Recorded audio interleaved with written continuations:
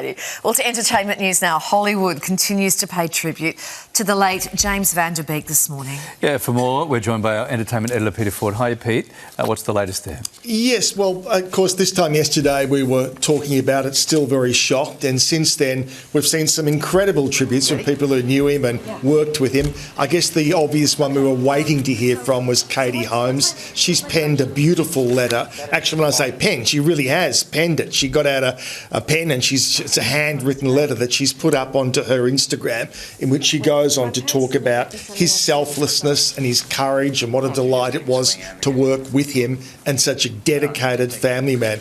Very beautiful and personal way to do it, to actually sit down and to write that and then put it up onto her social media. Now, meanwhile, there was a GoFundMe page started up. Now, I told you yesterday that it was no secret that he didn't have a lot of money. He wasn't an actor. It wasn't a career that actually, he wasn't earning millions of dollars per year or even per week. So subsequently, they're left in debt, and there's even talk that the family could lose their home, which is a big ranch that they bought in Texas. They may now decide to downsize, but in the short term, people wanted to obviously help. And so the GoFundMe page was set up. The family approved of it. And if you look at it, there's a whole bunch of donations of $20 and $50 from fans who, I guess, just wanted to use that as a way of saying thank you, and at the same time help the family along. So now they've ended up with, they're aiming for 800,000 US. They've now just hit 2 million US. Wow. So they've done incredibly well in that sense. Yeah, and with 6 children, and we know how expensive college is in the States. So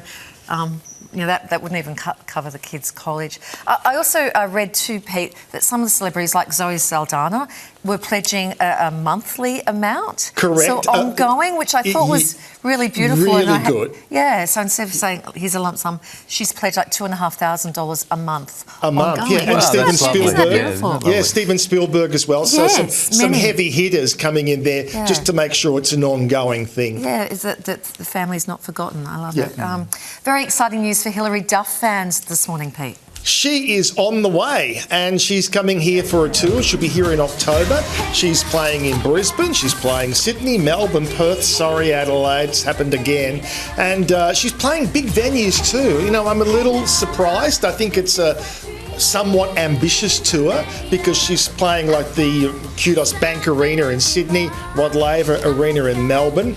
Normally when someone sort of hasn't been on the charts for a long period of time, they kind of come back with smaller venues and see how it goes. But anyway, it should be great. There's 7 countries that she's playing.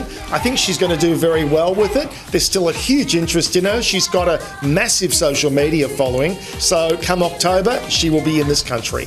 Good stuff. Lots of her fans here in Australia. Thanks, Pete. Thank you. Come back to you later. Thank you, Pete. Of course, it is a massive